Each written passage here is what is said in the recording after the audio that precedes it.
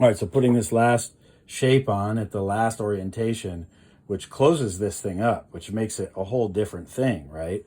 So by putting this last shape in at this last time, at this last place or orientation, changes the form entirely, right? It makes it an enclosed box instead of an open box, changes the space too. So you can't get in there to better this seam. So you want to make sure that you're doing like a really good job slipping and scoring. So I originally went around all these and I slipped them and then scored them. I actually slipped them and let the slip sit for a while. Then I scored them. Then I slipped again and scored again. All right. And what that's going to do is it's just really going to ensure that this thing that I can't kind of work on the seams from the inside with is getting on there really good. Now, it's not going to fit perfect, but thank God it's made out of clay. I can bend it around a little bit, move it around. Oh, one thing I forgot to do. I'm going to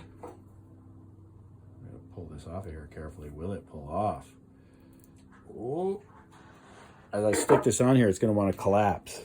So I'm going to push it up from the inside a little bit because it's going to naturally want to collapse, if you understand what I'm saying. So I push the middle out a little bit. It's also a good thing to do to all these sides before you put the top on, because now I can't reach in there, right?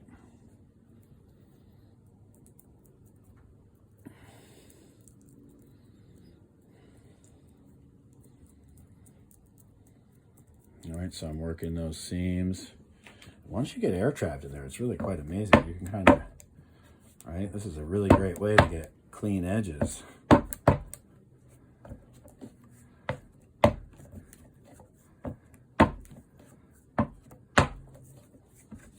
You can see these sides want to suck in though because I'm dropping it. So I'll show you a way to kind of affect that and a way to clean it up. But once you deal with all those inside seams and you get this all kind of as clean edged as you can, the other thing is, if you're going to work on this and drag something across it, don't drag it in line with that edge. Drag it diagonally, right? So you want to come up and off of it. You don't want to come right because you'll affect it. Come off the flat face and come at a diagonal across that. All right, we'll talk more about how to kind of finish it. But for right now, I want to let it dry a little bit. I don't want to let it get all the way bone dry, obviously, but I want to kind of let it set for a while and get just kind of attached to itself and kind of dry together a little bit so that I can clean it up a little bit more, okay? All right.